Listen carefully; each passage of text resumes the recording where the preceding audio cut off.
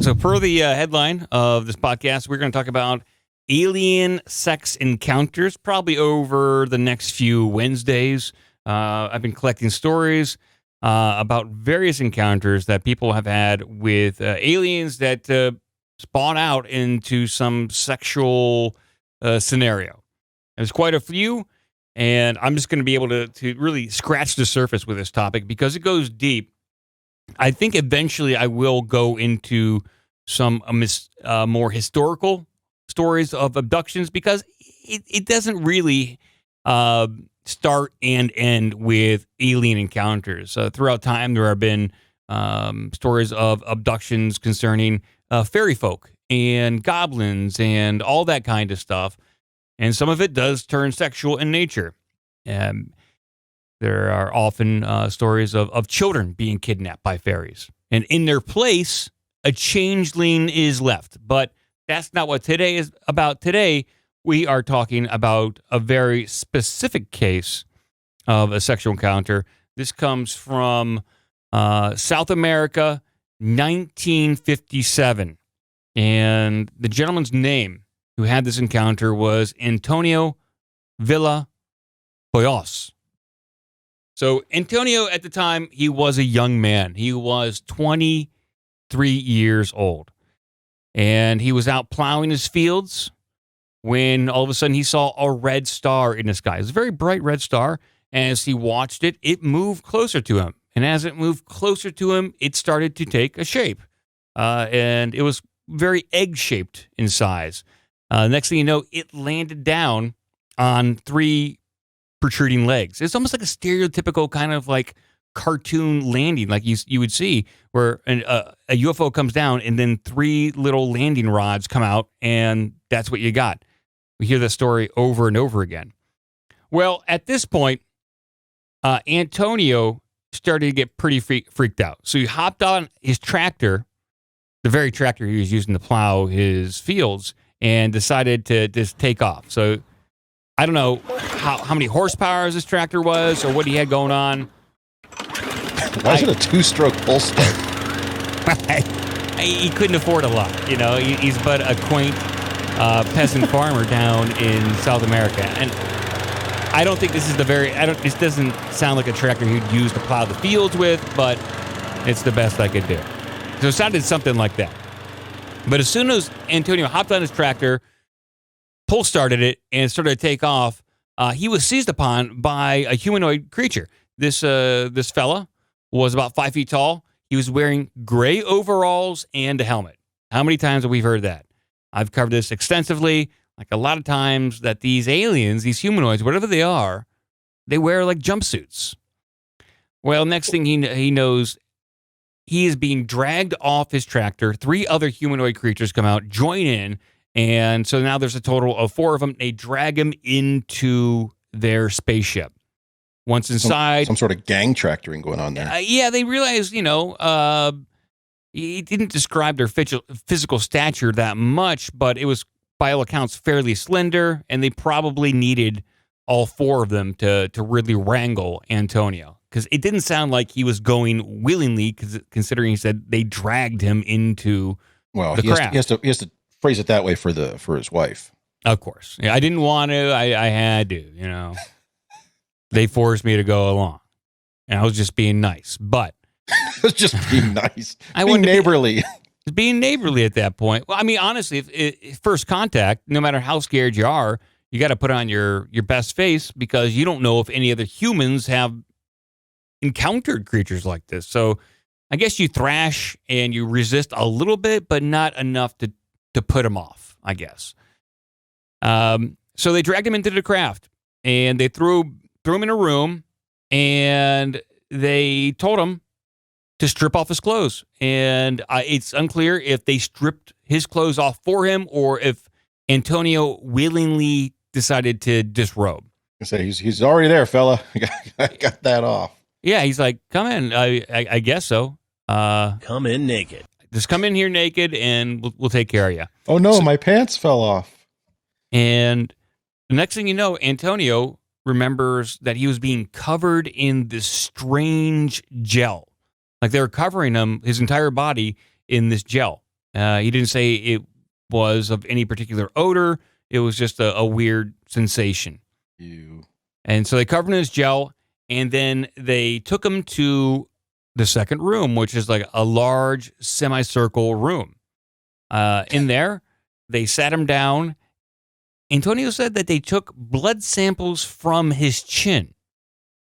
And so he just kind of... That's for the STDs. You got to test for that. But, I mean, it's a very particular spot. I don't know much about human anatomy, but why the chin to take blood samples from? Is it like maybe it's not as obvious? Like, why not from the arm? Typically, when you get blood drawn, they want it, at least from our human doctors, they take it straight from one of your veins in your arm. And that's good enough. But no, they took it from Antonio's chin.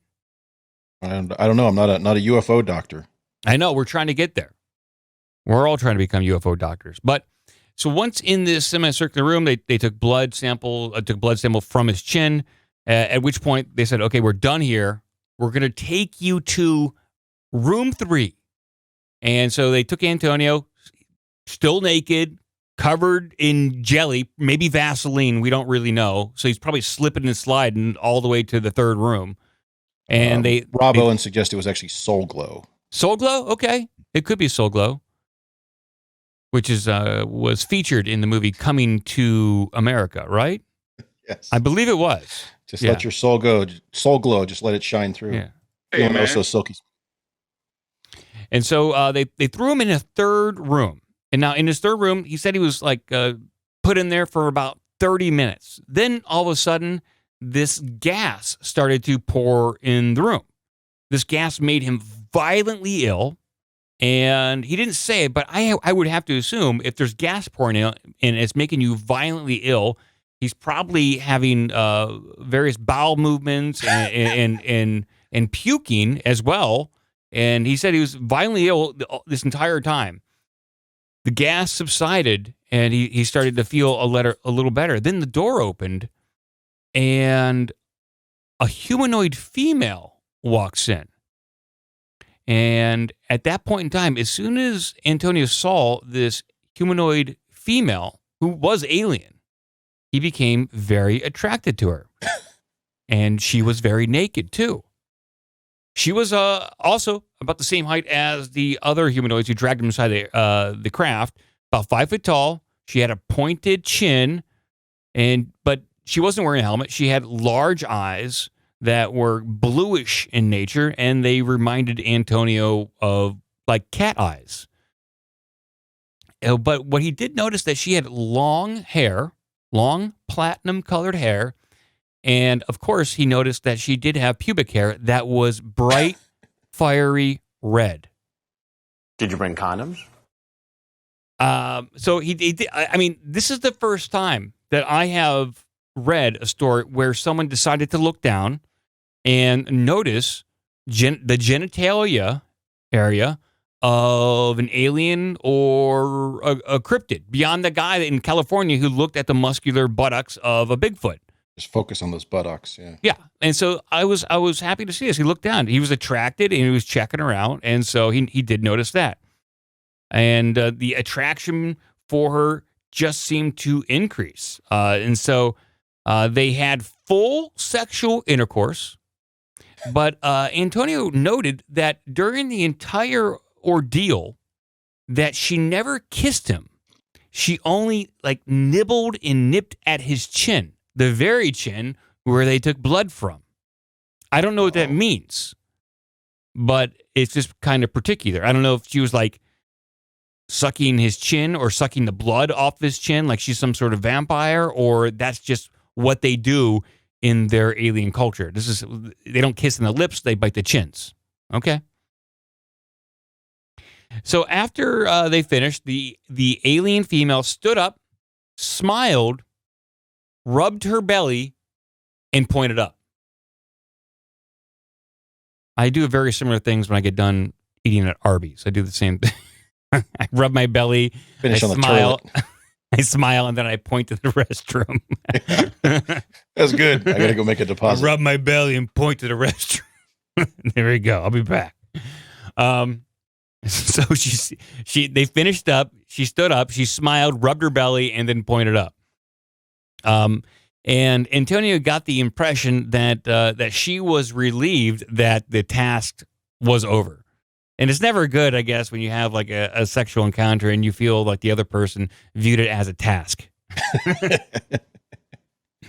Was she reading an alien magazine the whole time? I don't know. She didn't kiss him, so there was no intimacy there. So At any point did she use the phrase, "Could you just hurry up already"? I maybe. Have you ever been spanked? I don't think they got into spanking or anything like that. Have you ever seen a man's blank? Well, she saw Antonio's blank, that's for sure. I think so. That's Blank a very my generic blank question. and blank you. It is. Have you ever seen a man's blank? Nose, ear, Rotary hammer? swastika shoes. Have you ever Swastika seen a shoes? man's blank? We'll come back. Maybe we'll get more information on that later. So the sexual intercourse is done. She leaves the room with her task complete. And so Antonio's sitting around, still covered in Vaseline or soul Alien glow. goo. Yeah, some kind of alien soul glow. And the other three aliens come in and said, "Hey, thanks for doing that. Let's take you on a tour of the ship." Because I mean, maybe that's what they do in their culture. You get done having sex, and then you take a tour of the person's home or ship. It's a cultural thing. I don't know. But as Antonio toured the ship, he was like, "This is unbelievable. I can't believe what happened to me. I got to prove it somehow. I got to prove to somebody out there that this happened." And so as he was taking a tour of the ship, Antonio spotted what he thinks is a clock-like device. It could be a Timex, Rolex, it's undetermined. And Watch. so he tries to pocket this thing, but he doesn't really have any pockets or anything. He's got nature's pocket. He could have used the old Pulp Fiction trick, but He's got a prison pocket there. he didn't. Put that in Antonio there. didn't specify if he did that or not. So he tried to palm the clock-like device, but the aliens are like, no, that's our clock-like device. You're not taking that. At which point in time, the aliens became offended, threw his clothes at him, and pushed him out of the UFO, and they took off. Wait, did this guy single-handedly ruin First Contact for the rest of us? I think so. This is back in 1957. And they haven't been back since. Well, there have been other aliens that maybe have attempted the same thing, but we don't know. This is right around the same time period where George Adaminsky had his encounter with the people from Venus out in the Southwest. Also, Howard Minger had a very similar encounter with these people that were basically coming out to greet him, a much more open encounter than these nighttime abductions. And so this early mid-50s encounter kind of falls in line with what was happening at that point in time. After this encounter, Antonio said that he did suffer various lesions and like burn marks. And I don't think it was an STD, but we don't know. But it sounded like possible radiation poisoning. That's what I got. Could just be how their STDs manifest. They manifest. It's got space herpes. Yeah, exactly. Yeah, maybe. Have you ever seen a man's blank? We still don't know what that is. Cosmic syphilis. Yeah. Why don't you have a seat there and get comfortable for a minute? Well, and then Antonio, he did wind up living a full life. He became a lawyer, had a family, and he died in the 90s at some point in time. Now, other people claim that his story was a hoax. He just made it all up. But by all accounts, he went to the grave saying it's true. This actually happened to me, and he stood by his tale. And it's not outside the realm of what we've heard with other alien encounters, sexual or not, especially as fits for the time period, and it deserves to be put in the OBDM first run of sexual alien encounters. Yes. Who's the guy who famously had sex over and over and over with the female alien to have space babies as they could multiple space babies. Yeah. Now that was in the documentary Love and Saucers. Now that guy, see if I can find it. I have the clips. Let's see here. I remember he described her. She was wearing a blue outfit and she had long hair, and he was like a kid when they started, but she kept coming back so they could have crazy space babies. Yeah, they did have space babies, and so they, he was first accosted when he was like 15 or 16, and he had a raging hard on. That's what David Huggins. That's basically what he said, and yeah, I'm trying to find it. I know I have the clips. The movie Love and Saucers. Yeah, David Huggins was his name. Yeah, here's the, I believe, the encounter you're referring to. I was walking in the woods, and I see a woman sitting under a tree. Come in naked. And she gets up, and she starts coming toward me. I become very aroused sexually. Have you ever seen just like I am right now? I fall back on the ground, and I'm lying there, and she's looking at me, and I reach my climax, which was quite painful, actually. It was very intense. And then I'm looking into her eyes, and I pass out. And the next thing I know, I wake up, I don't know how much later, maybe 15 or 20 minutes. My pants are down around my knees. I couldn't understand what they were doing down there. Why are my And so I pants down? quickly got up, pulled my pants and underwear up, and I was gone. I left. Virginity lost. I figured if anything, I'll be losing in the backseat of a Ford, something like that. But no, it didn't work out that way at all. Damn, you're very sexy. I couldn't take Georgia anymore. There was just nothing there. Well, I've always enjoyed drawing and painting. My parents didn't like it. I heard about the Art Students League. So I wrote a letter to my folks, told them where I was going, and that was it. I just got up and I left. I was 19 years old. Hello, how are you doing? Can I tease and please your blank with my tongue and make you blank over and over? A lot of mysteries in there.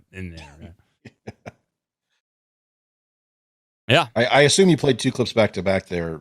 Not that he actually aged 4 years during that sexual encounter. I think so. I think it was like kind of mushed together. He had sex, and then 4 years later, he's like, I had enough of Georgia. We're getting out of here. And then there's this other clip of him having space babies, I believe. Let me play this one. The alien space babies. Yeah, why not? We're talking about alien sex. We'll just do a little refresher here, and then we'll move on. Here we go. This is him. I think he estimated in the neighborhood of 50 space babies. We'll see if he talks about it. 16,000. Maybe. I was doing some painting, and then all at once, the wall opens up, and there is Crescent, and she's very stressed out. And she says, David, the baby's dying. Oh, Crescent was his alien lover, the female alien lover who he had a relationship with. Who lives in Canada and is totally real. Baby? What baby?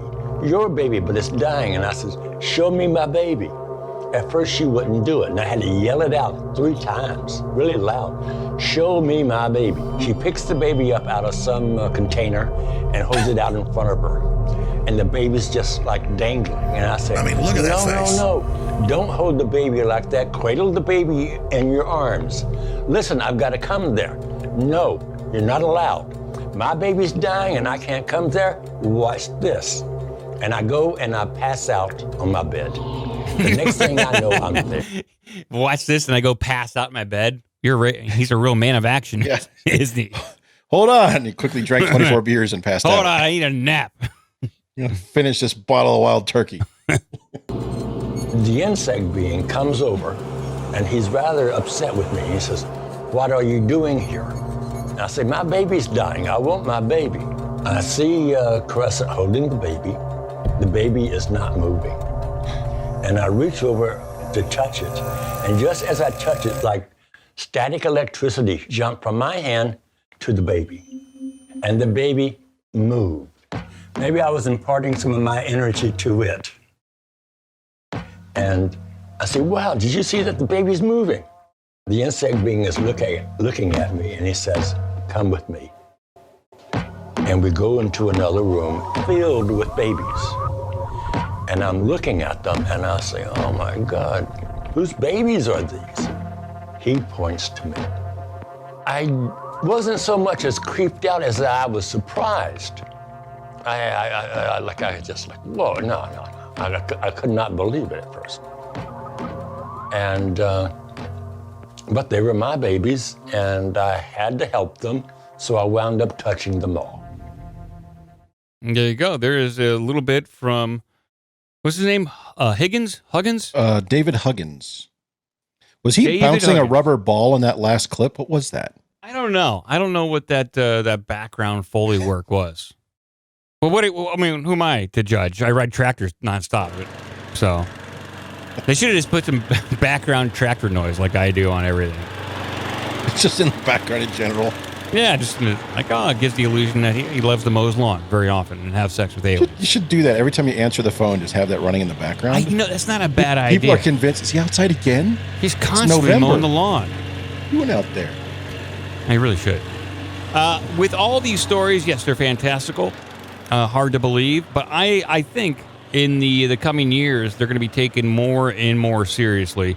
Science right now is just catching up. Mainstream science is just catching up to the UFO phenomenon, and they're spending their time trying to analyze like DNA from supposed humanoid corpses or skeletons found down in Peru, doing experiments on metals from supposed UFO craft. There are certain people that are taking at least certain people within mainstream science that are taking the UFO abduction phenomenon seriously, but they're attributing it to possibly a mental disorder, and they are finding abnormal sections of the human brain in people who had these contactee experiences, these abduction experiences. In most of the brains that have been examined, they do have similarity in like the MRI that they do or CAT scan. They have certain areas of the brain that are more active than non-contactees. So it could be some psychological condition. Maybe it's part of the brain that allows them to interface with these entities and bring it in. And typically, when people have these kind of brain or abnormalities, it does run in the family, which definitely does correlate to why certain people in certain families seem to have abduction experiences. It's cross-generational. It usually will stick to a family lineage. So hopefully science will dive into it a little bit more, but I think they're going to discover that it's going to get so weird that they might bow out. Well, especially if they start with David Huggins and his 27,000 children. Yeah. One of our favorite topics on this show is the Havana syndrome. You remember this syndrome? I'll try to do a brief recap. We started covering this from Havana, from the very first report of it.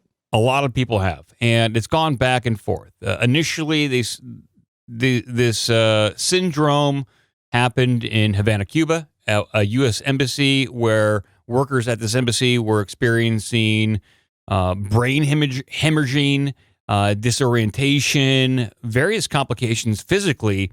And initially news reports, people are being freaked out by cricket noises. And then it was speculated that it could have been some sort of directed energy weapon or some sort of different type of acoustic weapon that was being focused on embassy workers to harm them. It initially started there in Havana, Cuba. There are reports that it happened in China as well, or at least near a Chinese embassy.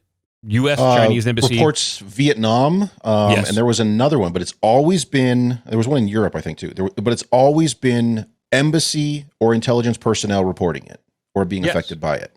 Yeah, absolutely. And then we read a report, a few weeks ago, that in that report, they're saying, no, it's not a directed energy weapon. It is just probably a normal, natural occurrence. It was crickets at one point. Yeah. What they were saying, it was just a normal, natural thing. And in fact, it wasn't a directed energy weapon or an acoustic weapon or any sort of malicious attack by another state. And now up on screen here, the CBS has yet another headline that kind of goes back to a directed energy weapon or some sort of entity that is doing this. And this headline is unexplained injuries similar to previous Havana syndrome cases afflicted U.S. officials on White House grounds. So this is at the White House. And what we're going to hear here is... what's the date on this one? This came out February 17th, 2022. And this is, you're going to hear John Bolton. You know John Bolton, the warmonger. With his giant mustache. Huge mustache. That's where the crickets are. He keeps the crickets in his mustache. And we're going to hear him talk about this, and this is what John Bolton has to say.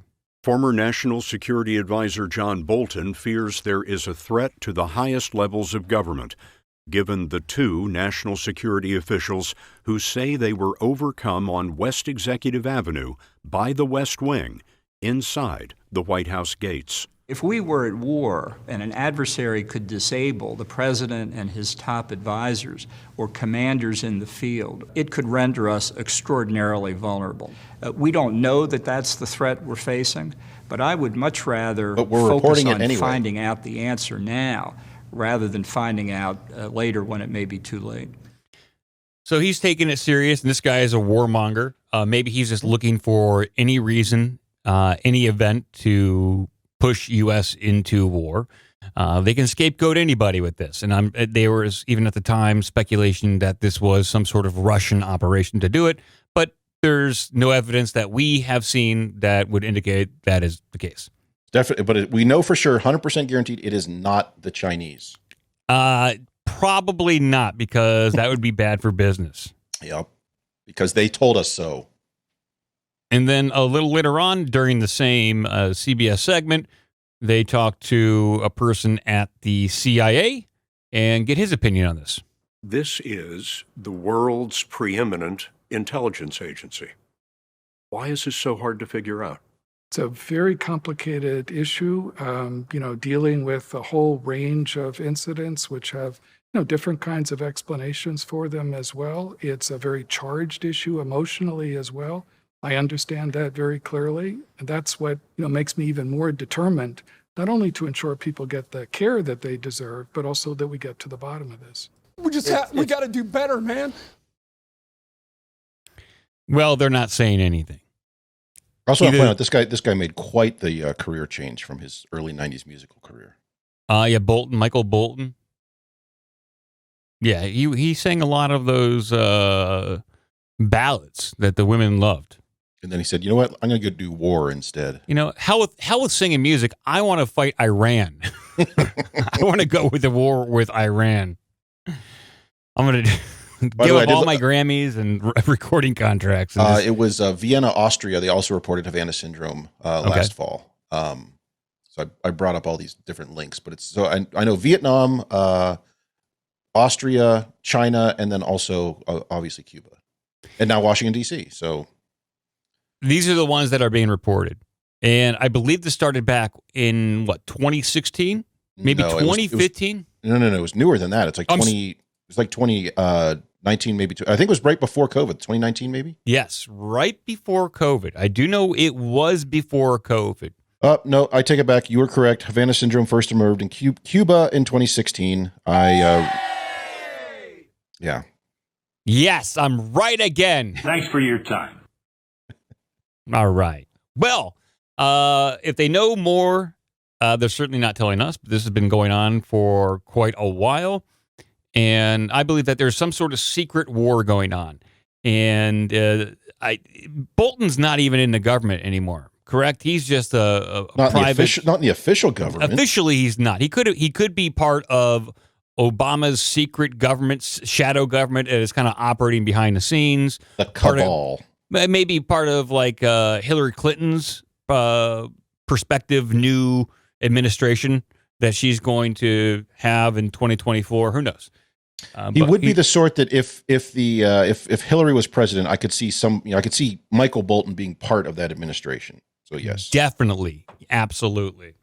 The guy's a hard ass, and he can talk people into doing things and really warmonger. He's If you probably recall- the best warmonger we got. yeah, because if you recall, he was on the negotiation team when Trump famously met with Kim Jong-un out of North Korea and said, apparently Bolton is the one who single-handedly torpedoed those talks at the table because he kept pushing aggressively for war and for like really aggressive sanctions and things on North Korea, which was another one of the mistakes that Trump made by hiring the wrong people. And by having him at the table, it screwed up that whole thing. It's the sort of thing where if you would have had somebody who was less of a jackass and just Trump and Kim Jong-un there, they would have figured that one out back in like 2017. 2017. Yeah. Trump was really good at hiring the wrong people. Excellent at that. But this is cropping up again. So if it's on CBS, you know that there is another agenda there. And what is that? Well, I'm going to speculate here. But first, here is another story. And this comes from a different angle. This is, let's see here. Let me see if I can bring this up on screen. This comes from Vice.com. And right now, there are a lot of stories in mainstream media about UFOs and crash retrievals and objects that supposedly from UFOs that are being examined by muckety-mucks, high muckety-mucks at very reputable universities such as Stanford University. Now, in this interview, you can look this up. This is a headline: Stanford professor Gary Nolan is analyzing anomalous materials from UFO crashes. Now, within this interview, it is stated, here's the question, and I will read it. Question: did the people who claimed that they encountered, especially the pilots, describe any perceivable decrease in neurological capacity? Answer: of the 100 or so patients that we've looked at, about a quarter of them died from their injuries. Majority of these patients had symptomology that's basically identical to what's now called Havana syndrome. We think amongst this bucket list of cases, we had the first Havana syndrome patients. Once this turned into a national security problem with Havana syndrome, I was locked out of all the access to its files because of its now serious potential international incident if they ever figure out who's doing it. So this guy was looking in to the relationship between people interacting with UFOs or UFO debris. A quarter of the people who did interact with these UFO debris or encounter UFOs experienced Havana syndrome-like symptoms. He went looking and digging for more information. He was locked out because now it's a national security issue because there are possible international security issues, and it's an international incident at this point. So if you look into various UFO encounters, a lot of times people who get too close to a UFO will experience a variety of symptoms. Neurological, radiation type of sickness is often described as a result of encountering UFOs, memory loss. And so this guy is saying, yeah, there is some relation here, and he's now been locked out. So is this Havana syndrome part of a secret war that is being waged that started back in 2016? 2016, before the pandemic, by some entity that is off-world for whatever reason. And now the United States security apparatus is really taking notice, and they can't attribute the Havana syndrome to China or Russia or anyone like that. And so they're looking outward, and they're looking for something, looking for someone here on Earth that is doing it. That's the only conclusion that I can come to at this point in time, or not unless China or Russia or some breakaway group within our government is using this technology, Havana syndrome tech, UFO tech, to cause injury to our own government workers? Maybe. But I think at this point, they're trying to do an investigation to find someone to find at fault for Havana syndrome. What do you think about that, Cratchit? That this researcher, Gary Noland, is locked out of even asking for files related to Havana syndrome now. Well, I'm not sure. Yeah, I guess it depends on which way you approach this. If he's looking for connections between potential extraterrestrial vehicles and extraterrestrial proximity kind of effects of pilots and things, and Havana syndrome, I'm not sure I buy that as much as they're both dealing with probably high frequency transmissions. Possibly. But him digging into Havana is probably going to get locked out only because it clearly isn't. It's not crickets. It's not. Well, we know it's not China, but it's China.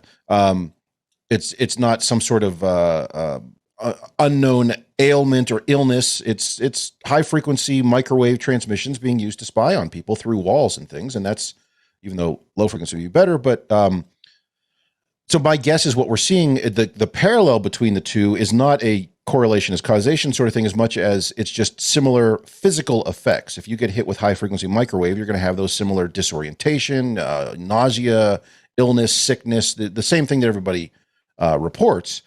It's, similar, like when you use your microwave in the studio with no door on, it's not a good idea. So I think he's digging in an interesting place, but not necessarily for the right reason. He's not going to find connections between UFOs and what we term as Havana syndrome in the last 5 years, because that one is clearly microwave transmissions being used to spy on people. What else would it be? That's the logical thing. And the fact that nobody will talk about that at all is even a possibility is even more evidence for why that's what it is. So, except I will say the one in Vietnam where it was Kamala Harris's entourage who claimed they all got Havana syndrome and then suddenly got better 6 hours later because they were all hungover from partying the night before. Remember, they famously missed or had to delay a flight and had to reschedule a bunch of diplomatic appointments in other countries because they were late leaving Vietnam, famously because of Havana syndrome, because they were all just hungover. So Come on, man.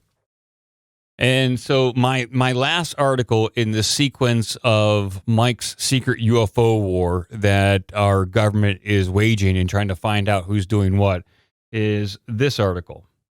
And I'll bring this up on screen. And this is titled, "The CDC says 10% of COVID swabs sent to genome labs raising questions about privacy." Now, just for research, man, come on. And so this is interesting. I got locked out of this. What the hell's going on? This is from the CDC. Interesting, but I tried to bring this up on screen and it didn't let me do it. Okay. CDC says 10% of COVID swabs sent to genome labs raising questions about privacy. The Center of Disease Control and Prevention says that it has taken a COVID-19 PCR test. Your swab, if you've taken a COVID PCR test, your swab may have been sent to scientists around the world for genome sequencing analysis. In a tweet, the CDC says 5 to 10% of COVID PCR tests are sent to laboratories for mapping genomic sequences. Genomic sequences is a process used to analyze the genetic makeup of viruses. However, the announcement made by the CDC has given rise to human DNA privacy questions. Of course, none of us agreed to this. Mm-hmm. I'm sure a good majority of Americans at this point have taken a COVID test because we were all guilted into it. And a lot of us didn't want to spread COVID to family members, or we had to do it for jobs. And so now, according to this, there's a 10% chance your DNA is now being sequenced by some lab somewhere.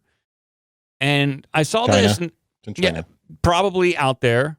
And so, for whatever reason, this is the way my mind works.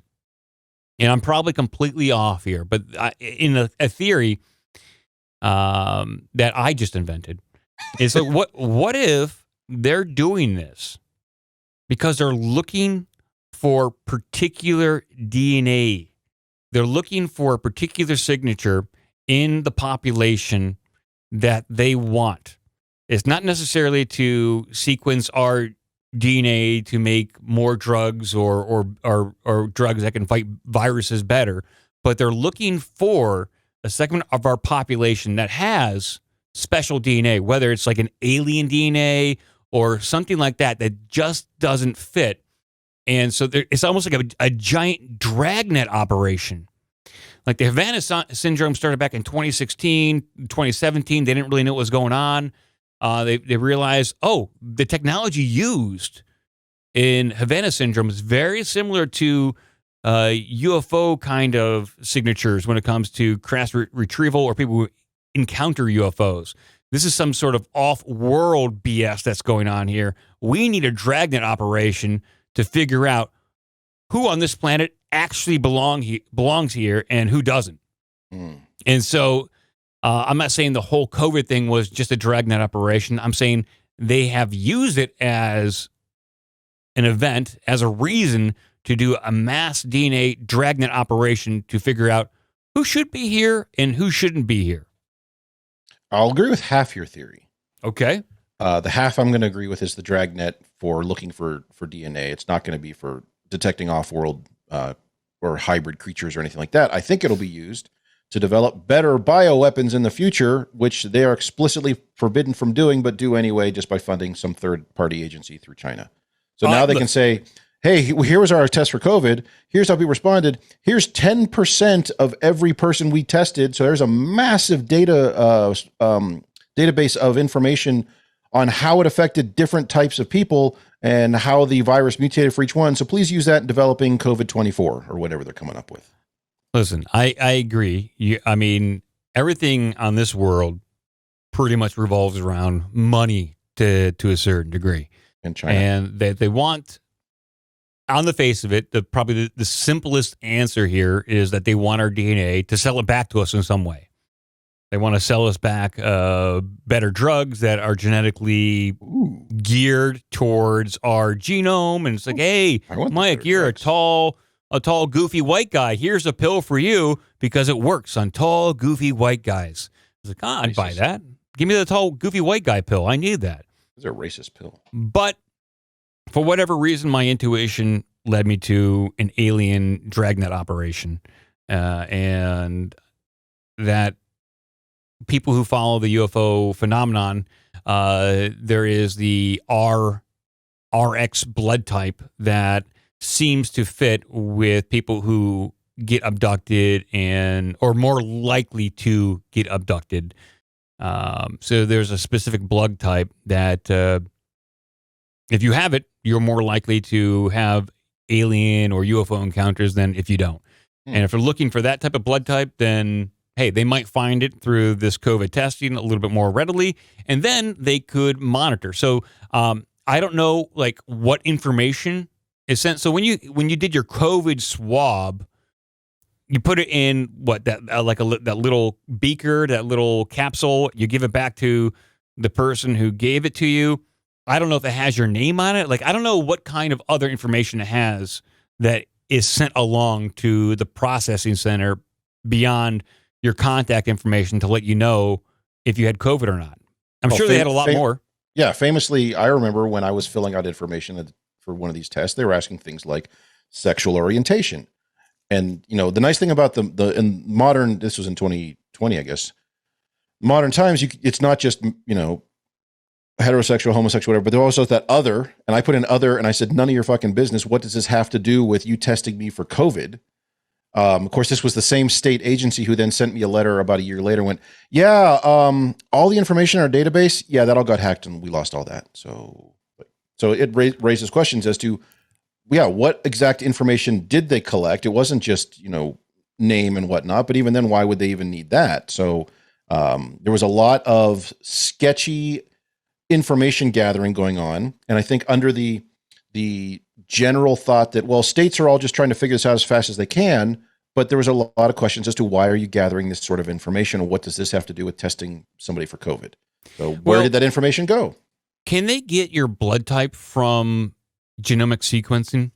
I'm not smart enough to answer that, and I don't know if they can. Even if they can, I don't know if they can get that from a nasal swab, which is what they're talking about here. Yeah. So, I mean, that's a question I have, because the blood type that I was referring to is Rh negative, and so hypothetically, like in my goofy theory, that they get all these swabs and they detect like 100 people in New York City have Rh negative blood. Great. We know that that population of Rh negative are more likely to encounter UFOs and be abducted. So we're going to add more monitoring around that specific area to monitor for UFOs. This is like XCOM UFO defense kind of thinking that you got to get involved with. Or, hey, there's only 2 people in Oklahoma with Rh negative blood, so pretty easy to narrow that down. Just to dispatch some men in black out there, keep an eye on them, and then when a UFO comes, we shoot that thing down. And we know one of them is Bigfoot because we keep having stories about Bigfoot in Oklahoma. Yes, absolutely. $2 million right there. So I'm digging to find out, can they determine blood type from a nasal swab? And as I'm finding stories, there's references here to stories. This was early 2021. So after studying the blood types of nearly 108,000 patients tested for COVID-19, what they're saying here is blood type doesn't affect COVID susceptibility.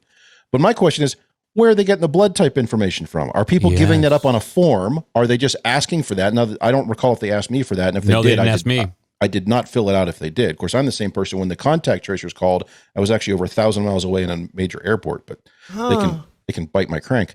So I'm not sure, are they getting the blood type from the testing, or are they just asking for it on the form and people just will fill out in whatever you want on a form? Yeah, maybe, but I don't recall ever putting down my blood type. And off the top of my head, I don't even know my own blood type. I don't know what it is. RH negative all the time. Yes, Rh negative. I'm predisposed to being abducted by aliens. You should know this. CVS should know this. Put that under other, like, what do they call it? Like family history of diseases. Other, you're like predisposed to being contacted by UFOs. Yeah, it runs in the family. So that's kind of my theory, that we're in some sort of alien secret war. Parts of the government knows about it. John Bolton is using it as an excuse to go to war with Iran and or Russia, but they're pretty much the same. Or whoever. I don't think he's particular. He'll start a war with whoever. He'll start a war with Michigan if it. He doesnthat's really care. The dude just wants to blow stuff up. Yep. It's like, man, if we could just blow those people up. Yeah. Great. So that's what I got, people, and I'm probably going to reach out to Generation Z about this. I contacted him.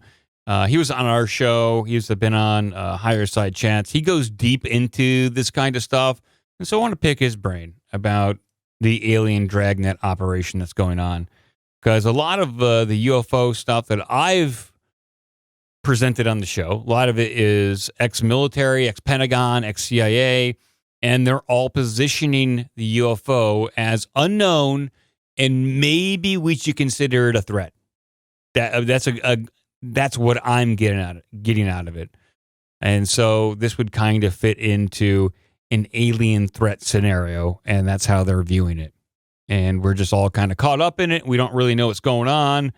And a lot of people in the conspiracy community, they have a feeling with this whole COVID situation, it doesn't seem like it's organic. Like, it feels like it's some sort of alien agenda rolling in. I've heard Richard Dolan kind of allude to this, and he's a very, in my opinion, very measured UFO researcher, that this whole totalitarian world dictatorship that we're all moving under, thanks to the World Economic Forum, it does feel very alien. It feels like a Borg takeover from Star Trek. We're all going to be forced to do all these kind of things that we don't want to do, like have every purchase we make tracked, a digital currency, a credit rating system. Like, we will all have to become Borg, like, to be part of this hive-like civilization for us to even exist. And that runs counter to free will and our own personalities and how we want to live as humans. Like, we're going to be living in this damn hive. You will become one with the Borg. So it feels very alien. And it feels like they're on some sort of timeline. It feels like there's a timeline going on, and we're forced to conform to it for whatever reason. And all I know, correct me if I'm wrong, Cratchit, us humans, we only try to address problems at the very last moment. And if it doesn't cost much money or time. Yes. We're very lazy. We wait till the last moment, and then we do our best to solve the problem. For this whole COVID thing, it seems well too thought out, well too pre-planned for it to be a human operation. This is me. I don't know. You will be obsolete in the new order. It's not a human operation. It's a Chinese operation. Yeah, well, I mean, it could be a Chinese operation. Those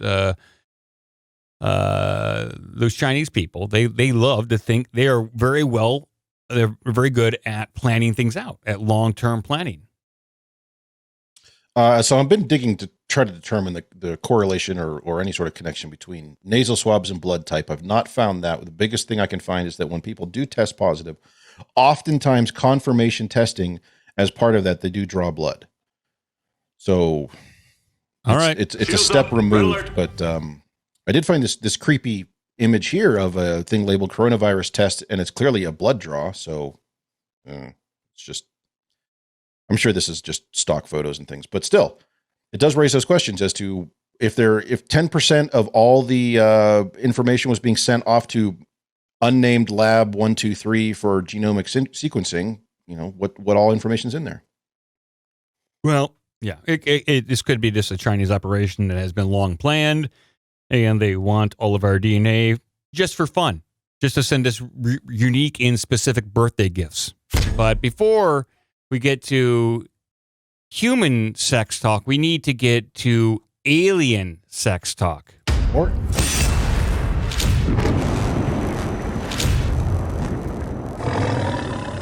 yes. So you're saying it's time for more alien sex? Yes. Like I said, I've been collecting a few different stories between I don't know, January now, about aliens and human abductions and sexual encounters.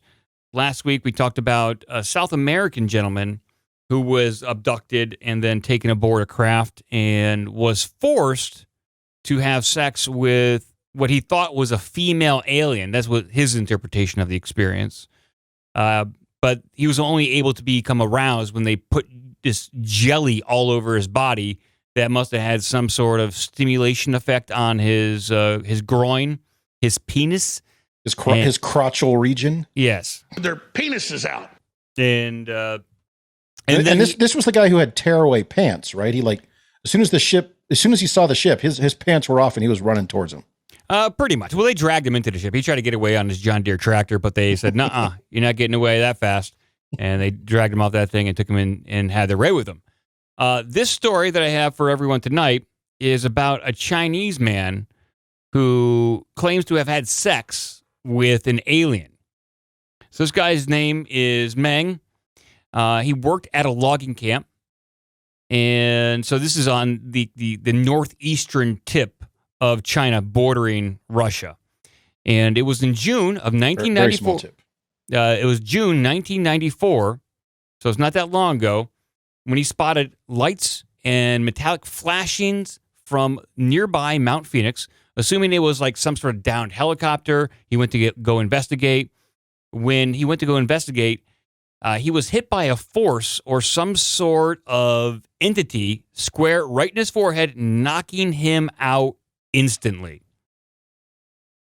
So when Meng came to, he was with a 10-foot humanoid female alien.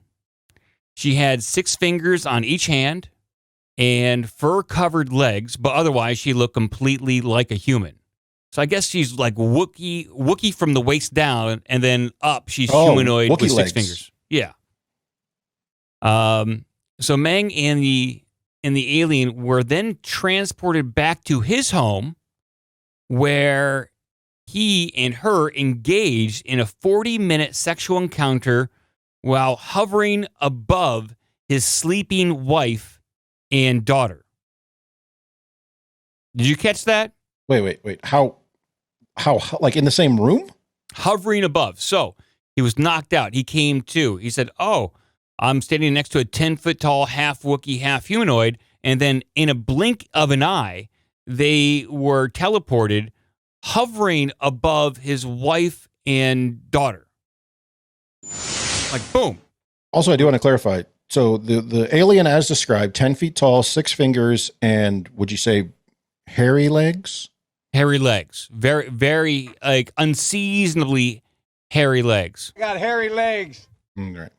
Did they also turn blonde in the sun? No, we don't know. Not yet. We're not that far in the story. Did she try having inner city kids rub their hands down her legs to see if they could smooth out the hair? Listen, we're just diverted too much, okay? Let's stay focused here a little bit. We got laser-like focus for this podcast. We have a lot of stuff to get to. So he said, after the sexual encounter, Meng was left with a mysterious scar on his thigh.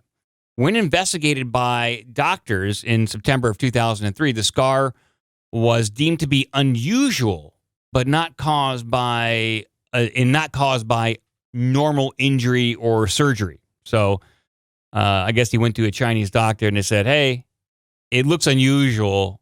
It doesn't look normal or anything like that. So there's maybe something there."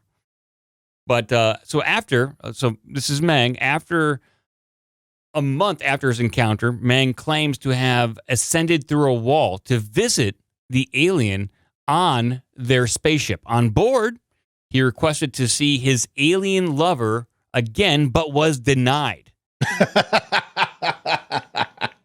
He's shot down for the booty call. Yeah, he's like, "Hey, I had a good time. Can I see her again?" No. He was ready for sex. But with that, he was able to levitate like through the walls, through his ceiling. So the aliens brought him there for some reason, and if not for sex, then what? Maybe we'll find out. Taxes? I doubt they're going to teleport a Chinese man through several walls just to do taxes. I mean, taxes do suck, but I don't know. Teleportation suck? I don't know. So he requested to see his alien lover again. It was denied. Meng was told by his alien host that his human-alien hybrid son would be born on a faraway planet in 60 years. So I'm oddly specific. Very specific. By that time, Meng is probably dead. He would never get a chance to see his alien offspring. So it's probably disconcerting. But this is like some kind of weird thing where previously I've read stories, and we've talked about them, where a man who has been accosted by various aliens over and over again can produce multiple offspring, and a lot of them are just infants. Like he gave birth to 50 infants at once, or fathered 50 infants at once. And just like nature intended. It seems like there's some sort of different time perception or some time dilation, some sort of time portal that functions differently with different alien races. So Meng says that the extraterrestrial beings spoke Chinese to him, but with a heavy accent, so it's hard for him to understand exactly what they were saying, but he did understand that they were refugees. And he said that they wanted to escape their former lives and because their home planet, was dying. But so why would they have their new alien hybrid son be on a faraway planet? Maybe it was a different planet, not necessarily their home planet. It wasn't really specified here. So it goes on to say, Meng claims to have never heard of UFOs or outer space people until he reported his experience. Quote, "I told my wife about it afterwards." Did he get into all that detail? Did he say, "Honey, I met a half Wookiee and we were levitated over our bed and I had sex with her while you and our daughter slept"? I don't know if he probably... Did he go into that much detail? I suspect he did a little bit of selective editing. Yeah, he's like, "I didn't want to do it. I was drunk. I don't remember anything. She meant nothing to me." Did he finish? That'd be the thing. I think he did finish because he has an alien hybrid son that's going to be born in 60 years. Okay, yeah. Yeah. It's just an intergalactic booty call. Yeah, but it was only one way. When he tried to go back for seconds, he said, you ain't doing it. No. Like I said, he claims that never have seen or heard about UFOs before. He said, I told my wife all about it afterwards. She wasn't too angry. That's what he said. She wasn't too angry. Kind of angry, but not too angry. In addition to a medical exam he received in 2003, he also was subjected to a polygraph test in which it proved, at least according to the polygraph test, that he was telling the truth. So as he remembers the experience, he was telling the truth. As a result of his abduction, Mang received numerous gifts, including the Sony television, a cow, and a new job at a nearby university.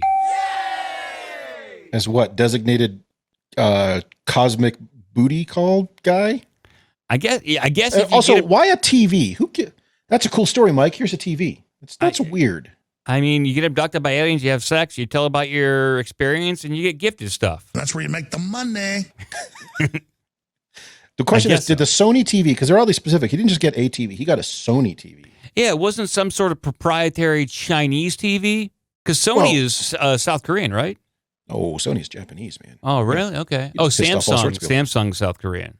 Yes, Samsonite. The question is, did Sony themselves gift that to him? Was somebody at Sony so taken with this story, they said, this is fascinating, I'm going to give this guy a television? Possibly. Or did one of his friends, did he like a bunch of friends get together and like, hey, we're going to have a barbecue for Ming so we can tell the story? The guy was like, I need the gift. So he went and broke into a store and stole a television. Any of these things are plausible at this point. It could have been gifted to him by his former alien lover as like a parting gift. Yeah.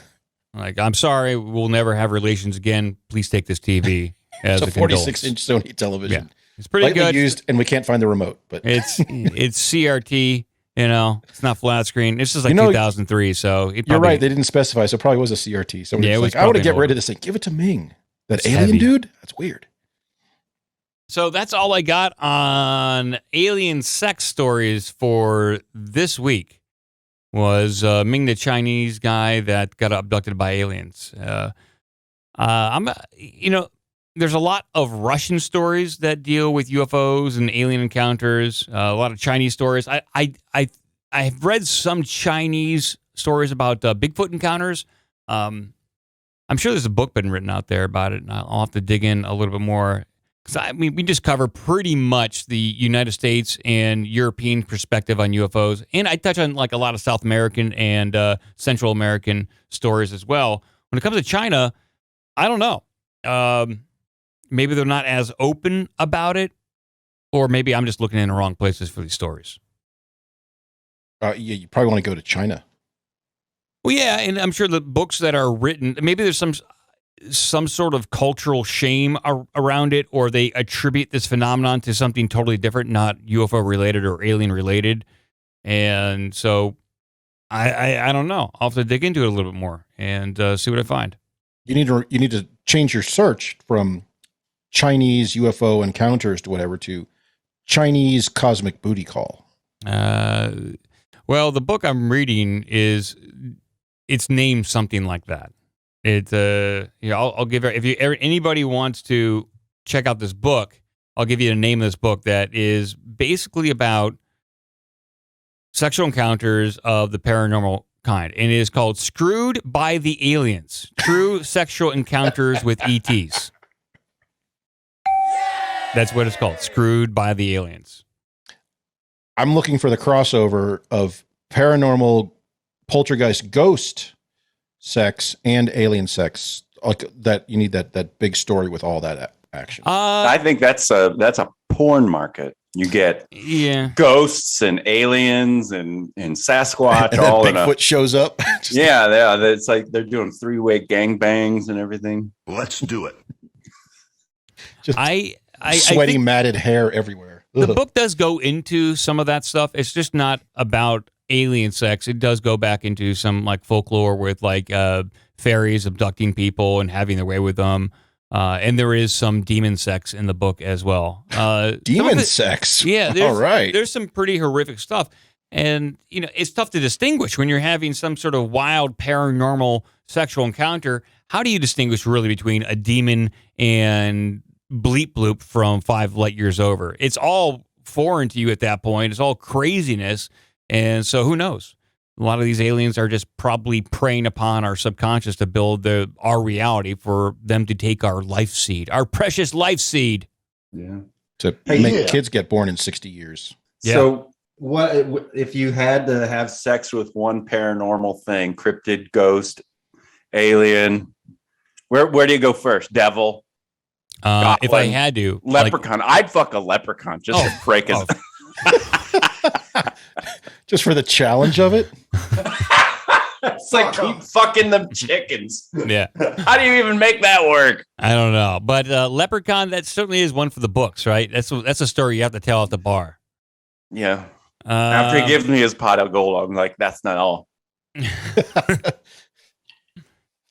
I would have to go. Leprechauns didn't even enter my mind. I would go with aliens at that point. It seems like it's over with, and they help black out your memories, so you don't have to deal with like for the most part, psychological trauma associated. Yeah, but with these that. recent stories we've had of alien sex have all been almost human in appearance and form. Somewhat. What about the giant grasshopper aliens that got that guy fired from his pet food job in England? The mantis people? Yeah, the mantis ones. What if one of those guys kidnaps you and says, Mike, get those pants off? I could not. I don't think I would want to deal with sexual relations with a mantis person. It doesn't seem like, I don't even know how that would work. I don't think it. That's what I'm saying. Yeah, I don't think that would work very well for anybody involved. I would have to decline. I'd politely decline and excuse myself from the situation. That's the only way it would work. How would you excuse yourself if you're like pulled aboard a crazy mantis UFO? I don't know. It was a praying mantis, man. That's the only way I could describe it. I mean, do you make a run for it? You run as fast as you can, and you pray that they'll just give up and not follow you into the woods or wherever else you're going. Probably back to your job selling dog food. Yeah, it's like go back to work. Yeah. You don't want to have sex with the aliens from Starship Troopers. That would be I mean, that's kind of like when you talk about mantis people and like mantis humanoids, those are huge creatures that would just tear you limb from limb. And I guess it would not be very sexy. But that's how praying mantises mate now on Earth. That's true. They devour their donors. I would have to say no to any insectoid kind of humanoid person thing. I'm sorry, bleep bloop. I'm gonna have to say no. No, we're gonna have to pass on this one. You need your space rape whistle. Bring me the half Wookiee, please. I would have better luck with that, maybe. Yeah, give me somebody with hairy legs like Joe Biden. Yeah, please. Yeah. Well, let's move on. We'll get off of all these aliens and move on. Because they cut off on you. What is this shit? All right, here. I got some stories, 2 little tidbits about interesting paranormal events concerning Ukraine. I did a deep dive over the past few days. I wanted to figure out what kind of paranormal events were going on in Ukraine in relatively recent times and also the past. I think I'm going to, wherever there is going to be world conflict, like current world conflict, I'm going to take a look at the paranormal events that happen there. And that may inform us of their culture, what they experience, and how they interact with these paranormal events. So maybe next up on the list would be Taiwan, possibly. But right now, it is Ukraine, and I discovered that it has a long and rich history of not only of cryptozoological encounters, but ghost hauntings and UFO abductions. Now, this first little tidbit I have for everyone, it's a bit of a shorter one, This took place in the year 2000, right around 2 a.m. And so it took place in Crimea. Everyone knows the word in town and place Crimea at this point. So hundreds of Crimean residents who forgot to switch off their television sets or accidentally switched on their sets around 2 a.m. were amazed to see an unusual broadcast on the first channel, which had already been deactivated and was not broadcasting at the time. For half an hour on their television screens, hundreds of viewers watched a green-skinned humanoid with unearthly features on the face in unearthly proportions to its body. The humanoid creatures were levitating in an empty room, gesticulating desperately and speaking in unknown language. At least no one that was watching could understand them. They had There was micro penises. Body was out of proportion. I guess. I mean, it does help to be able to observe the penis to put the rest of the body in proportion. That certainly is true. But we had no indication there. He had green balls. No, they were green. He had green skin. Green skin. There was a screen on the back wall of the room. Various images were displayed on the screen. War, U.S. aircraft carriers, and military combat aircraft. The theater of combat resembled the Persian Gulf. Now, remember, this was the year 2000, January 2000. In the morning, about 300 television viewers telephoned the television studio in Kyiv asking for the name of the film that they had witnessed the night before. However, personnel at the time at the television studio assured the callers that they had nothing to do with the broadcast. It is now assumed that it was some kind of alien warning of future events in Afghanistan and Iraq. There was an investigation conducted on this event, and officials reportedly treated the matter very seriously. The results of the investigation were never published. So I found that to be kind of interesting. You had a mass, I don't know if I want to call it a sighting, but a mass communication from some sort of weird signal, whether it was maybe some kind of true alien signal or maybe some kind of pirate television station kind of trying to freak some people out. That's also very possible. Just a very interesting little thing there from Ukraine. Yeah, I like the path that you're going down here. Well, it's targeted, and I think that there could be something to be gleaned from this. I don't know what. Maybe we'll just have fun with these stories. But there is another story here. This is a bit longer and a little bit more involved. This is from the Ukraine as well, from the Rovno region of Ukraine. This takes place in 2008. So very recently, 2008. And this involves a guy named Vladimir, who is 34. He's a martial arts instructor and wrestler. He's a very physically fit individual. Also, his wife, Olga, who is 29 years old. They live in a house with their 3 kids who are 8, 9, and 1. They were returning home when they saw a flying star, as how they put it. They kind of chalked it up to being maybe a plane or a satellite. When they got home, they stepped outside to get a better look at it. And they did wind up taking some very crappy pictures of it. But after it zipped off, they just kind of went back inside and tried to go to sleep. Around 2 a.m., Vladimir suddenly woke up and saw that their entire bedroom was brightly lit with like a whitish violet color light. He tried to wake up his wife, but she mumbled something and rolled over and kind of went back to sleep. And he was kind of sitting in bed, kind of freaked out about what was going on. Moments later, one of their kids ran into their room screaming and woke up their mom. At which point in time, the people in the room, they looked up and saw that their roof, their ceiling, was transparent and that they could literally look through their ceiling and they saw a UFO. And this freaked them out even more.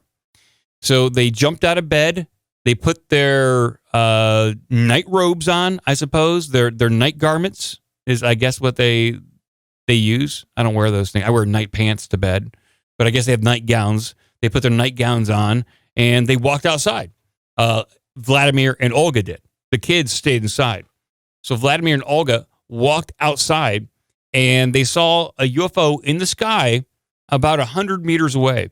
And it was projecting that white violet kind of light that was kind of dispersed everywhere, very brightly lit. They were kind of freaked out. They didn't know what to do with themselves. All of a sudden, they both became very slow. They couldn't move that well. And Vladimir saw his wife started to be levitated up in the air. He reached for her, couldn't reach for her because he was kind of paralyzed, and they both ascended up to the UFO. All of a sudden, they both woke up in a room that had transparent walls. They saw 12 living entities. Each of these humanoids were about 3.5 feet tall. Each were wearing tight-fitting jumpsuits. They each had larger heads with large eyes, almost a stereotypical gray. And they said, despite that the gray jumpsuit, they said that the heads did have a gray skin to it. And gray skin, greenish skin, I don't care what color they are, just... It was gray skin. But Vladimir did know that they had no visible legs and that when they moved around, they almost had the locomotion of a caterpillar. That's the best analogy that he was able to make with what he saw. He said that only one of the aliens there was taller than the rest, about 2 meters tall. The aliens grabbed, at that point in time, they grabbed Olga, Vladimir's wife, and started to move her to a chair. At this point, Vlad became very concerned, raced over to defend his wife, but stumbled over what he thought was some kind of invisible wall. He didn't know what tripped him up. On the ground, he looked up, and Vladimir asked the aliens, what's going on, guys? The aliens replied back to them, what he assumed was some sort of mental telepathy with nothing terrible. Soon, you will be back home. After that, Vlad said, listen, I'm not down with this. And so Vlad got up and started pushing the humanoids back. Then two additional aliens came over to Vlad to try to restrain him. But Vlad, being the wrestler and martial artist that he is, started using some kung fu moves and some wrestling moves on the aliens. He was not having any of this. He wasn't subdued, and he wasn't going down without a fight. So he's dropping elbows, doing crazy like kicks and like judo maneuvers and beating them back one at a time. But he said as he kicked and punched these aliens, they would fly away, but just as quickly as they flew away, they would return back to him, as if his kicks and punches really didn't have any significant damage or any kind of force behind him at all, or he wasn't doing any damage. At which point in time, the aliens tired of Vlad's shenanigans, looked into his eyes, and either put him under some kind of hypnotic trance or spell, and Vlad proceeded to calm down. And so he just became very docile at that point in time. And that allowed the aliens to perform experiments both on himself and his wife, Olga. The aliens inserted 4 metallic rods into Vlad's chest. The aliens decided to cut open Olga as she laid down and examined her inner organs. At which point, Olga said, why are you hurting me? Why are you doing this to me? And the alien said, we don't want to hurt you. We just want to look. Well, after the experiments, they took Vlad to the tall alien that was hanging around. The tall alien said, in exchange for the examination we just gave you, we agree to take you on a voyage throughout the galaxies. And Vlad was like, kind of like, okay, I guess show us the galaxies. In the next moment, boom, they were hovering above a new planet that was not Earth. And as Vlad and Olga looked down, they saw open pits on this planet. And they were told that these were hive colonies and that the dwellers of this planet lived underground and that this planet was in the Andromeda galaxy. The tall alien said that humans are very interesting to them because they have emotions that they do not possess. So they found that the human's ability to have emotion was very interesting to them, but also indicated that he was bewildered how the humans haven't destroyed themselves yet because of their emotions. Vlad became very curious and asked, how do you travel? And they said, well, we cannot travel faster than the speed of light, but we can tear space, and that is our means of travel. At which point in time, one of the aliens piped up and was like, hey, listen, you're telling them too much. We might have to kill him if you tell anything more. At which point in time, the aliens kind of quieted up and didn't tell Vlad anything more about their propulsion systems or their mode of travel. But the tall alien did say that a space war was going on at this time in the universe, and said that the entity you call God has implanted much information into Earth and its waters all over Earth. So somehow there's information stored within Earth and its waters.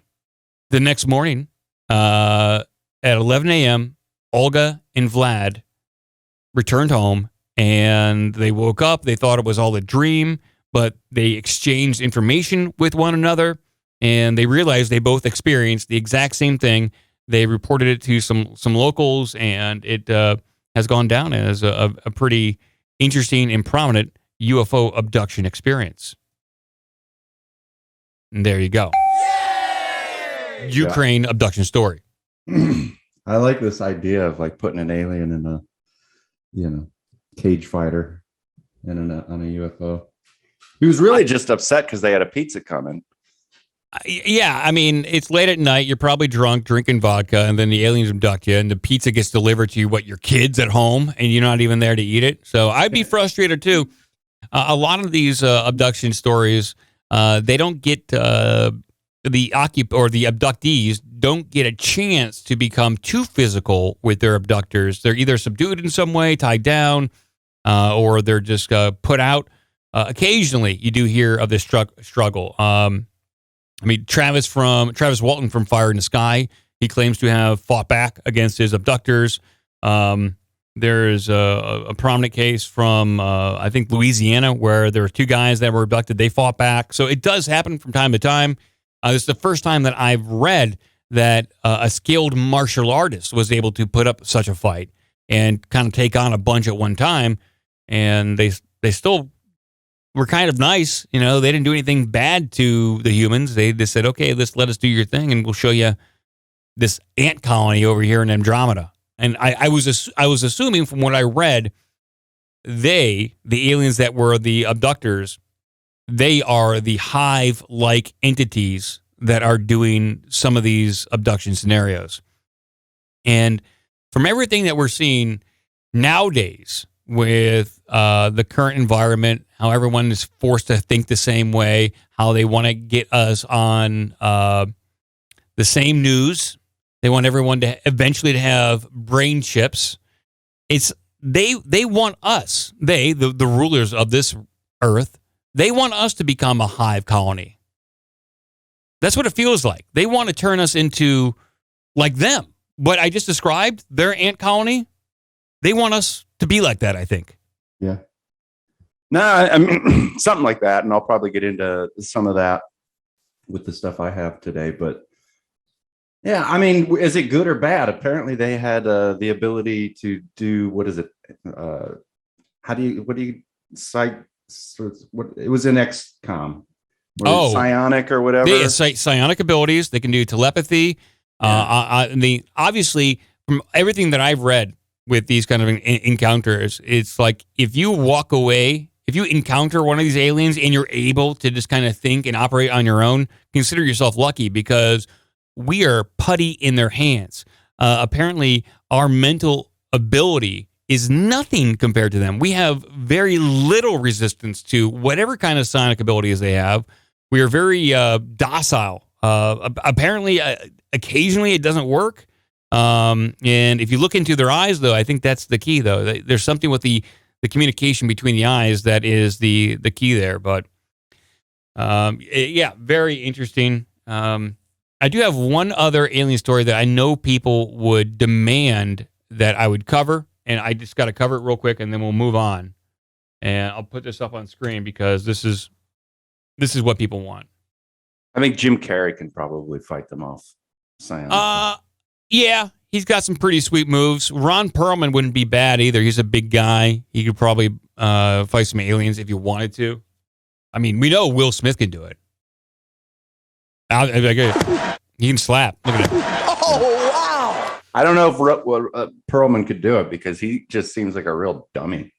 Yeah, he's a bit of, I don't know. He talks a big game, doesn't he? He talks a big game on Twitter, but I don't know. Well, here's a quick headline for everyone. Man claims he fired shotguns at aliens on neighbor's property after he smoked meth. That's a huge piece of news. Okay. Police said that the man who stated he'd smoked some meth prior to firing a shotgun at aliens on his property Sunday evening was charged with felony reckless endangerment. He was standing his ground. Like, if you see, these are trespasses as far as I'm concerned, if he was firing at aliens, and he probably has every right to defend his property and his neighbor's property. I think in Texas, correct me if I'm wrong, Joe, you can defend your neighbor's property, correct? Maybe you don't know that. What do I look like? A plumber? Yeah. You're like a legal plumber. Now, this is Jamie Lee McGuire allegedly told the HCSO that using meth blocks telepathic attacks from aliens. So if you're all hopped up on meth, the psionic attacks from aliens can't impact you, according to Jamie Lee McGuire here. The HCSO Deputy Dustin Winters stated in his report around 7:30 p.m. Sunday, he responded to a report of an intoxicated man shooting at his neighbor's property on Pressman Homes Road. Upon arrival, Winters spoke with McGuire, who allegedly admitted to firing the shots. Quote, the suspect stated to me that the aliens had been relentlessly attacking him via telepathic communication. Winter stated in his report. The suspect stated that he saw the aliens in a block storage building on the other side of his neighbor's property. The suspect told me that he ran, got a shotgun, and began shooting at the aliens. That's some good news on that front. Yeah, that's what you want to do.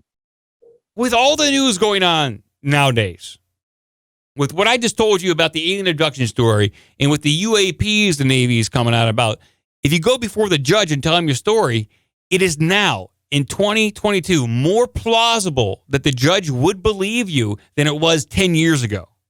The whole meth thing is throwing it up for a loop, but he has to take the meth if he's going to fight the aliens because of the psionic attacks. I have to take meth, Judge. I think that probably does help. I have to do it. So Winter stated in his report that McGuire appeared to be under the influence of meth during their conversation, and McGuire admitted to having smoking meth the previous night. I mean, I was going to say 7:30 p.m. I mean, how long does a good meth high last? It has to be like days. Yeah, I don't know. Like, I don't know if you do meth, at 7 p.m. on Monday, does it last a full 24 hours to where you're good until Tuesday night? I don't know. I mean, I don't know what kind of quality of meth this was. Yeah, but it sounds like you get your money's worth more than if you buy weed. So I think you get more bang for your buck, too. Yeah. And not only does it get you high, but it protects against psionic alien attacks. I'm just learning this kind of news right here. But I think there might be something to it. I think there might be something to the altered states of mind and encountering aliens and being able to kind of like block it out. There might be something to it. It goes on to say the suspect spontaneously told me that he smokes meth because it makes him feel better and that it helps block the telepathic communication from aliens. That's right. I mean, this is this is the first I'm hearing of it, but yeah, maybe meth does make you feel a little better. Yep. Yeah, it's medicinal. Yeah, I just do it for fun. I mean, it's like microdosing. Yeah, there's a lot of people that microdose mushrooms. I know quite a few people who do that, and they swear by it. It's good for depression. It's good as just a little pick me up. Nothing wrong with it. Yep. McGuire was arraigned Monday in Hawkins County Session Court, and was ordered held on $5,000 bond pending a preliminary hearing set on April 4th. We got to get this guy out. I think he's fighting aliens. He's doing God's work. He's out there, boots on the ground, confronting these aliens, smoking meth, doing what no one else appears to be doing. What he really needs to be doing is taking pictures, goddammit. Yes, I agree. If you had enough sense to smoke meth, grab your camera. For sure. Especially if you know you're smoking meth to go fight aliens. You got your meth, you got your shotgun, you got your camera. It's not that difficult. Yep. You can take a photo before or after. It really doesn't matter. Yeah. I don't know. Just document the damage. Do what you do, buddy. But I think he's a little wiser now, and I think he's probably learned from his mistakes. And that, I don't know what he learned, but hopefully he learned something. There is a report hundreds are seeing a V-shaped UFO over Ireland. I'll see if I can bring this up on screen. Here we go. Yes. Hundreds are seeing a V-shaped UFO over Ireland. The mysterious object was spotted on the night of March 2nd by residents of Sligo. Are you going to try to pronounce Irish town names? No, I won't. You're right. Just say Dublin. Someplace near Dublin. In what can only be described as a mass UFO sighting, witnesses from several parts of the country, near Dublin probably, northwestern region reported seeing a silent V-shaped object with rows of lights on the underside. That's not that different of a description of what people saw over Phoenix in the mid-1990s. Very similar. Quote, I was out having a cigarette out back, and I looked up and I see a thing. Initially, I thought it was a flock of geese, and I realized very quickly it wasn't, said singer Tabby Callahan. I don't know why they had to throw in that she was a singer, but maybe that's relevant somehow. I would describe it as an upside-down W, but except it looked like it was made out of lights. It was much lower than even a domestic flight. It went over our house. It was very slow. It wasn't fast. And here's the creepy thing. It was totally silent. As it went over the house, it was mind-blowing, to be honest with you. If it was military, it was very, very high-end. Like I say, it was huge. It was low, and it was silent. That is the Phoenix Lights incident that traveled from the northern part of Phoenix, probably through Nevada, down through Phoenix, and went south. Seen by thousands of people, recorded on video, multiple different descriptions of a very similar thing as to what they saw in Ireland here. Quote, I saw a massive UFO over the house. I know it sounds crazy, but my wife saw it too. It looked like a stealth bomber, but it was kind of translucent. That's also a report that was stated with the Phoenix Lights, that people saw stars on the other side of the UFO. But it wasn't like the exact star field. It was like they're using some sort of visual stealth technology. And by all accounts, according to some people that have really looked into the Phoenix Lights, it was in the neighborhood of a football field in size and length. So monstrous craft. And now it is being sighted over in Ireland. So I would have to assume, if it is the same craft at this point, this is old tech. And if it's that old, they might be rolling it out right now.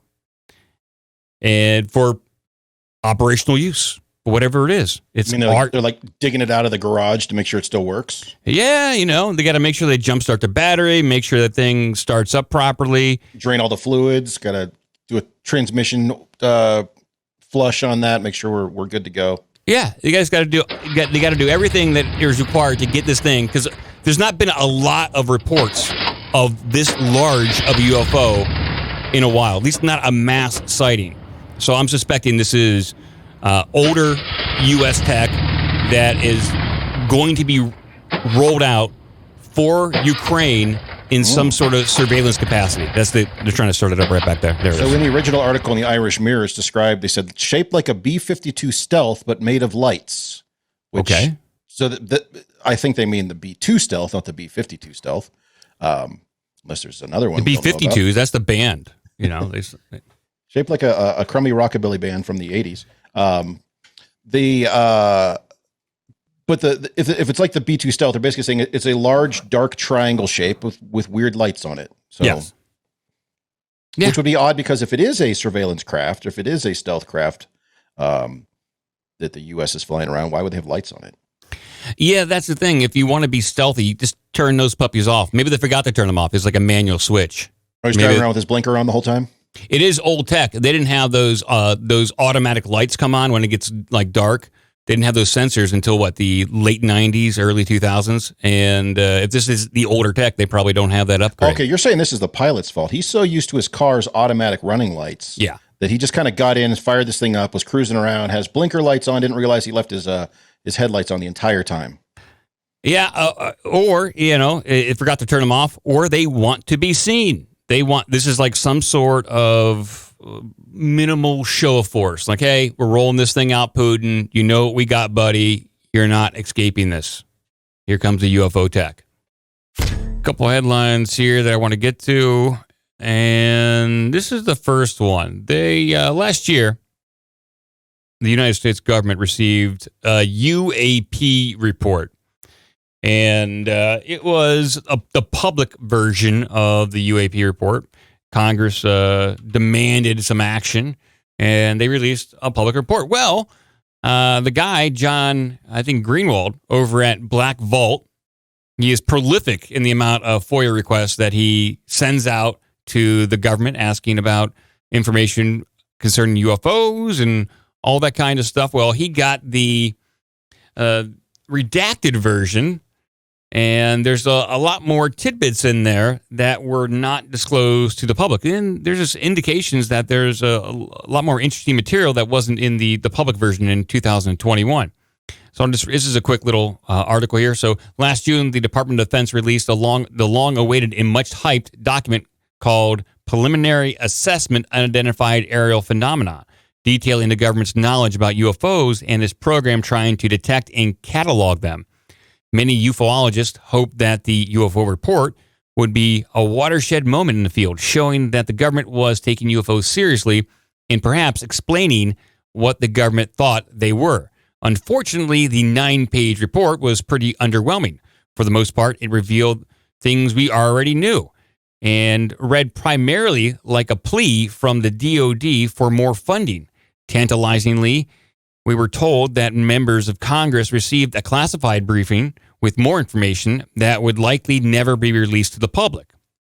John Greenwald, the government transparency virtuoso behind Black Vault, however, has a gift for us today, a redacted version of the classified report obtained by filing a mandatory declassification review. The version of the report is longer and much more interesting, detailing, for example, the most common shapes of UFOs spotted by the military. Round. I think it might be oval. I think round and oval is probably going to be tops in that list, right? Tic Tac. That's round. That's a round shape. There are diamond-shaped UFOs. Is a little bit more rare, and there are triangle.